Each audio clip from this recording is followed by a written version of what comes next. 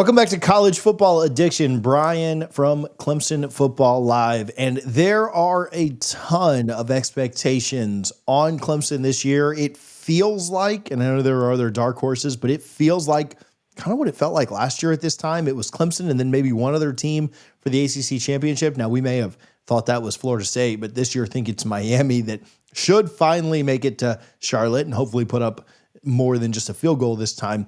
But, I mean, is the thought around Clemson right now just, man, it's got to be ACC championship once again or bust. It's got to be playoffs or bust, not sneaking in on the back door of getting in at number 12 or anything like that. The expectations for the rest of the country is for Clemson to do that. That's certainly what folks in Clemson have to be thinking too. I think we're cautiously optimistic, to borrow a line from somebody who watches my channel. Clemson returns 8 starters on the offense. That includes, this will be his third year starting at quarterback, Cade Klubnik, with third-year offensive coordinator Garrett Riley. We have 4 out of 5 offensive linemen returning, with offensive line guru Matt Luke in year 2. I mean, in year 1, he made the offensive line look so much better, and they still have room for improvement, but good grief. He only spent like 9 months with them. It's crazy. Of course, the great wide receivers, the 2 freshmen, Bryant Wesco and TJ Moore coming in, joining Antonio Williams, who this past year was a junior, but he was injured most of his sophomore season, so I think he got that year of eligibility back. So, yeah, on the offensive side, wow. Unbelievable. Let's move to the defensive side of the football. We hired Tom Allen. I could stop there. I mean, this guy's nuts. I mean, he tackled a player in practice the other day. I mean, he's just fired up. But he is strategically challenging the defense, and he has talked openly just in the past week about how bad the defense was last year. And he's called them out. I think he's also calling out his coaches, but not verbatim. Clemson returned 7 starters on the defensive side of the football, including incredible Peter Woods, T.J. Parker, the unbelievable freshman Sammy Brown, guys like Khalil Barnes, Avion Terrell, A.J. Terrell plays for the Falcons unless he gets traded in the next 5 minutes. You know, his brother's playing there. So we have a lot of talent coming back for Clemson on both sides of the ball. Of course, the incredible kicker, if we can just block for him. Most of our big games are in Death Valley this year. The schedule is extremely favorable. So, yeah, everything screams Clemson should be a legit contender. But I think everyone over the past, few years has, kind of scared to get too excited, because in 2023, Clemson was supposed to be pretty solid. And we saw what happened there. What makes me feel better about this year? Again, coaching, bringing in those experienced coaches, and Dabo. I think he's seen the writing on the wall, and he's fixed a lot of things, and I think he'll continue to fix things. But we have a special season, I think, ahead of us if just a few things go right. Yeah, on defense specifically, like we've talked about this on and off air. I love the Tom Allen hire. In fact, I thought it was this is no shot at Allen and no shot at Clemson at all. I thought it was the coordinator hire of the cycle until Ohio State's guy left to go over to Penn State, and I was like, all right, well, Penn State had a pretty good plan for losing Tom Allen, and they did pretty well replacing him. But I think all that said, Tom Allen is just right there with Jim Knowles. I don't think it's like some massive step down or anything like that. It's still a massive hire, and when you think about what they replaced, like going from Tom Allen to Jim Knowles is maybe a slight step. Clemson going from last year's defense to now Tom Allen is a mountaintop type leap, right? Like that's a huge step. What I wonder is how quickly they can, and maybe we'll find some things out in spring. We'll hear some chatter of what the communication things look like. But I do wonder how quickly they can turn that on, how quickly they can get that defense to be communicating well. Because it really does start week 1 with LSU coming into town. We've talked about this on my channel. I've talked about this with LSU folks. LSU on a 5-game losing streak for week 1 games, losing to Mississippi State in 2020, losing to UCLA in 21. They lost to Florida State both in 22 and 23. I was there, so maybe I just need to come up to that Clemson game for you guys in 25 because they don't perform. Actually, LSU's 0-4 when I've seen them live in 2 of those games, not against Florida State. So maybe you guys should pay me to come up there. USC last year, and then obviously Clemson, the home and home in 25 and 26. That defense is going to have to figure things out pretty quickly because Nussmeier right now, and he's not my pick to win it, but Nussmeier right now is the odds-on favorite to win the Heisman. And they've got a lot of talent on that offense, and they've brought in a lot of pieces.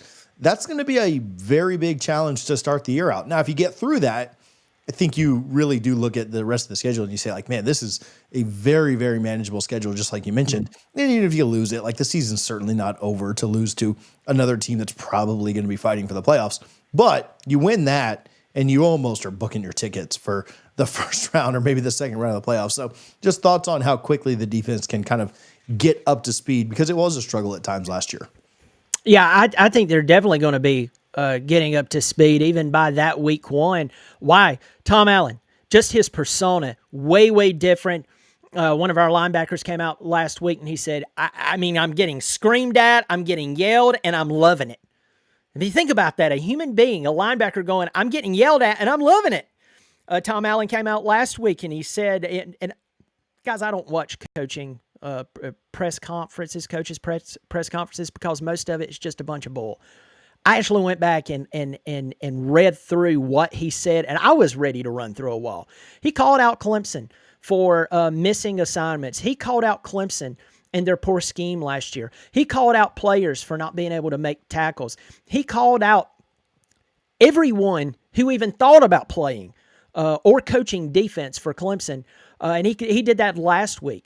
So he is challenging them immediately. I believe behind closed doors, he's looking at his coaching staff going, who's the weak link? You know, because Wes Goodwin, you fire him, but he had an entire staff helping him. So, I mean, we have the sacrificial lamb here, but who else could be the weak link? And I believe Tom Allen's looking at that. I believe he has the players to be able to come in and do something special. He has Will Helt coming out of Purdue. This guy is unbelievable. He'll fit in great at Clemson. It's going to be a great game in the Valley. Of course, I'm pulling for my Tigers over those other Tigers, but I definitely see.